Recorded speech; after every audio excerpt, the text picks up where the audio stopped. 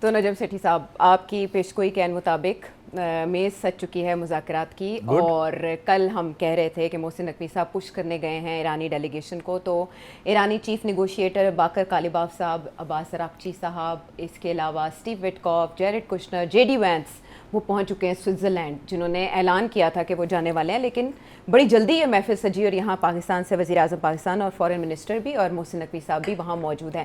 جو sons screen پہ ہمیں دکھائی دے رہے ہیں صبح سے، کسی حد تک تو ناقابل یقین لگتے ہیں کہ پچھلے سال 22 جون کا دن تھا جب امریکہ کی جانب سے ایران پر حملہ کیا گیا تھا، اور ایک سال کے اندر اندر پاکستان نے یہ ممکن بنایا کہ پاکستان ان کو مذاکرات کی میز پر لے آیا ہے، اور اس موقع پر قطری وزیر اعظم کو بھی ہم نے وہاں موجود پایا جب جے ڈی وینس اور وزیر اعظم پاکستان نے میڈیا سے بات کی، ہمارے فیلڈ مارشل بھی وہاں موجود تھے۔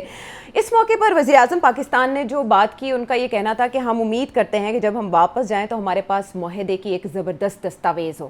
جو ماحول بن رہا ہے سیٹھی صاحب وہاں پر، جو ویژولز ہمارے سامنے چل رہے ہیں، اس کو دیکھتے ہوئے آپ کس حد تک پیش رفت کی امید رکھتے ہیں اس میٹنگ سے؟ دیکھیے، ویژول سے کچھ نہیں پتہ چلتا، ویژولز کے اندر جب یہ ملتے ہیں تو ساری ہانکی ڈوری ہوتا ہے، ہاتھ ہے، دو ہاتھ یہ تو وہ سب، don't pay any attention to that. جب یہ باتیں شروع ہوں گی نا ہارڈ ٹاک، تو اس وقت پھر بہت ہارڈ ٹاک ہوگی۔ اس وقت یہ جو سلام دعا اور جفیاں اور یہ اپنی جگہ پہ، بٹ یہ دس از ناٹ اباؤٹ یار دوست مل رہے ہیں اور یہ these are antagonists, these are strategic players, nations are meeting. یہ کوئی ذات کے اوپر اور دوستی پرسنل ایجنڈا نہیں ہے یہاں کوئی، so don't be taken in by all this۔ اچھا، مجھے تو لگا 7 دہائیاں اگر ان کے درمیان کھٹ پٹ رہی ہے، اس کے بعد یہ پہلا موقع ہمیں دکھائی دے رہا ہے کہ دونوں آئیں گے، آمنے سامنے بیٹھیں گے، بات کریں گے، دہائیوں کی دشمنی کے بعد۔ ڈزنٹ میٹر، ہمیشہ ایسے ہی ہوتا ہے، سامنے سامنے بیٹھ کے بات ہوتی ہے۔ ابھی تو یہ بھی نہیں کنفرم کہ آمنے سامنے بیٹھیں گے۔ آپ کو پتا پہلے تو وہ ایک کمرے میں بیٹھتے تھے، دوسرے کمرے میں بیٹھتے تھے، پھر آنا جانا ہوتا تھا، کویتی آتے تھے جاتے تھے، پھر اس کے بعد تھوڑا بہت سامنے بھی بیٹھنے لگے۔ شاید میرا خیال ہے سامنے بیٹھ جائیں، کوئی ایسی بات نہیں ہے، but then that will be very hard bargaining. وہاں یہ یاری دوستی شوستی اور یہ اس قسم کی چیزیں نہیں ہوں گی۔ سو یہ ٹھیک، اچھی بات ہے۔ یو کین سی کہ everybody smiling, everybody is hopeful, ہاں جی ٹھیک ہو جائے گا۔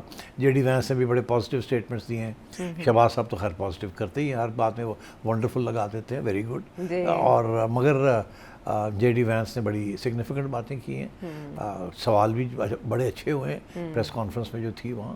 سو آئی تھنک ایشوز تو بڑے کلیئر ہیں، سب کو پتہ ہے ایشوز کیا ہیں، اینڈ آئی تھنک اب دیکھنا یہ ہے کہ یہ پہلا راؤنڈ جو ہے یہ کتنے دن چلتا ہے اور کس بات پہ آ کے رکتا ہے، کیا بریک ڈاؤن ہوتی ہے یا پاز ہوتا ہے یا کیا ہوتا ہے، we have to wait and سی۔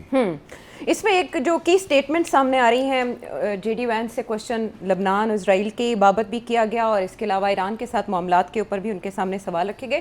جیسے سیٹھی صاحب نے کہا کہ کافی وہ ہوپ فل ہیں، لیکن ان کا کیا کہنا تھا اگر ہم مختصر اسٹیٹمنٹ ان کی دیکھنا چاہیں تو؟ That if your leadership is willing to give up being a driver of regional instability, if they are willing to give up nuclear weapons ambitions for the long term, then the United States is willing to fundamentally transform our relationship with that country. That is certainly our goal. We've already made great progress over just the last few hours. یہ ان کا کہنا کہ اگر Iran give up کرتا ہے، اور ادھر سے ایرانی صدر مسعود پزشکیان نے بھی کہا ہے کہ ہم اس کے حوالے سے پہلے فتویٰ بھی جاری کر چکے ہیں، ہمارے شہید سپریم لیڈر بھی کہہ چکے ہیں کہ ہم گیو اپ کریں گے، تو اس شرط کے ساتھ فنڈامنٹلی ٹرانسفارم کرنے کو امریکہ تیار ہے۔ جے ڈی وینس کی کتنی بڑی کمٹمنٹ ہے؟ نہیں، کوئی کمٹمنٹ نہیں ہے، غلط فہمی میں نہیں ہونا چاہیے۔ دیکھیے اس نے جو لفظ استعمال کیے ہیں بڑے سگنیفیکنٹ ہیں۔ اس کا تعلق جو اس کا بیان ہے نا کہ ریجنل انسٹیبلٹی کا ڈرائیور جو ہے اس کی ذمہ داری سارے ایران پہ ڈال دی ہے۔ ریجنل انسٹیبلٹی تو اسرائیل کریٹ کر رہا ہے، ایران نے تو کوئی جینوسائڈ نہیں کی، ایران نے تو قبضہ نہیں کیا زمینوں کے اوپر، اسرائیل نے سب کچھ کیا ہے۔ سب سے بڑا driver of instability in the region is Israel. تو یہ کہنا کہ ایران جو ہے اگر وہ رک جائے اور ریجنل انسٹیبلٹی نہ کریٹ کرے تو پھر ہم فنڈامنٹل شفٹ کرنے کے لیے تیار ہیں، یہ تو بالکل جسے کہنا نا الٹا کر دیا، سارا بلیم شفٹ کر رہے ہیں، سارا کچھ ہی شفٹ کر دیا۔ So you have to be very careful when this is things like this. This is a one sided statement, سارے کا سارا اس نے ریجنل انسٹیبلٹی جو ہے ایران کے کھاتے میں ڈال دی ہے، اینڈ اس کا تعلق نیوکلیئر ایشو کے ساتھ نہیں ہے بالکل، let me make that clear اس بیان کا۔ So I think I think this is very significant, because اب ہم نے سنا ہے کہ اسرائیل کی طرف سے جو بیان آ رہے ہیں، ان کے ڈیفینس منسٹر کا جو بیان آیا ہے وہ تو یہی ہے کہ ہم تو لیبنان میں بیٹھے ہیں، ہم کسی صورت میں واپس نہیں جائیں گے اور ہم اپنی جارحیت رکھیں گے بیکاز وہاں حزب اللہ بیٹھا ہے اور وہ ہمیں حزب اللہ سے خطرہ ہے. تو انہوں نے تو بڑا واضح کر دیا کہ کسی یہ سیز فائر 1 دن کی ہے 2 دن کی ہے, وہ تو بالکل کریں گے جو وہ پہلے کرتے رہے ہیں. تو اس لیے میں سمجھتا ہوں کہ یہ بہت ہی ایک ویک اسپاٹ ہے, جیسے کہتے ہیں نا چین کے اندر یہ سب سے کمزور لنک ہے یہ حزب اللہ اور لیبنان. اور کیونکہ جو ایم او یو ہے اس کے اندر تو واضح طور پہ لکھا ہے کہ لیبنان کے اندر سیز فائر ہوگی.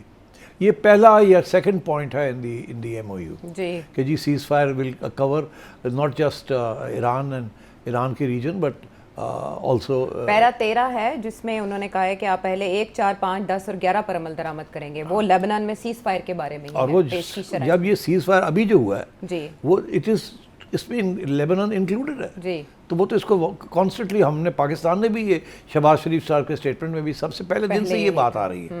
تو اس وقت تو اسرائیل تو تیار نہیں ہے نا سیز فائر کے لیے.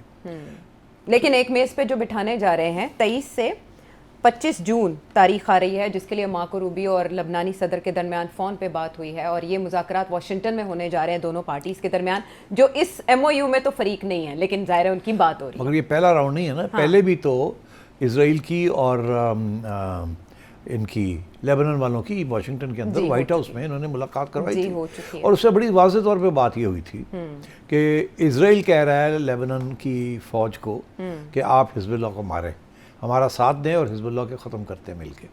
وہ آگے سے جواب دیتے ہم نہیں کر سکتے, ہماری فوج نہیں لڑ سکتی, نہ ہی ہم لڑنا چاہیں گے, اس کانفلکٹ کے اندر ہم نہیں آنا چاہتے. تو یہاں آ کے بات رک گئی ہے نا. اب اسرائیل یہی کہہ رہا ہے اور یہی امریکہ بھی پریشر ڈال رہا ہے لیبنان کے اوپر, مگر ساتھ ساتھ امریکہ یہ بھی کہہ رہا ہے اسرائیل کو کہ یار اب ہمارا جو ڈیل ہے اس کو خراب مت کرو, چپ کر کے بیٹھو تھوڑی دیر کے لیے. So I think this is where we are right now. اور فاکس نیوز کو انٹرویو دیتے ہوئے پریزیڈنٹ ٹرمپ کا یہ فارمولا دینا کہ آپ حزب اللہ کا معاملہ جو شام کے صدر ہیں احمد الشرا ان کے حوالے کر دیں, وہ اس کو سالو کر لیں گے, یہ کس حد تک قابل عمل ہے؟ نہیں ٹھیک ہے, شام کا بھی رول ہو سکتا ہے, عراق کا بھی رول ہو سکتا ہے, بٹ بات بڑی سیدھی سی ہے, جس لیے میں سمجھتا ہوں کہ یہ کانفلکٹ ختم نہیں ہونے والی. اس کانفلکٹ کا مین ڈرائیور اسرائیل ہے, اسرائیل کی گریٹر اسرائیل پالیسیز ہیں, اور وہ اس نے آلریڈی ایجپٹ کا حصہ ایک قبضہ کر لیا ہے, سیریا کا حصہ قبضہ کر لیا ہے, عراق کے اندر بڑھ گئے ہیں, ہن لیبنان کے اندر پہنچ گئے ہیں. وہ گریٹر اسرائیل کے پیچھے پڑے ہوئے ہیں, اور as long as that is the agenda of the Israeli state تو کوئی امن نہیں ہوگا, اور ایران کے ساتھ جھگڑا لڑائی چلے گی. حزب اللہ کو اور حماس کو ایران مدد کرے گا, یہ اپنے اثاثے جو ہیں ان کو نہیں چھوڑ دے گا, اور نہ ہی اس کے اثاثے ایران کو الگ آئسولیٹ ہونے دیں گے. So this is a major issue, and the major issue is Israel, not Iran.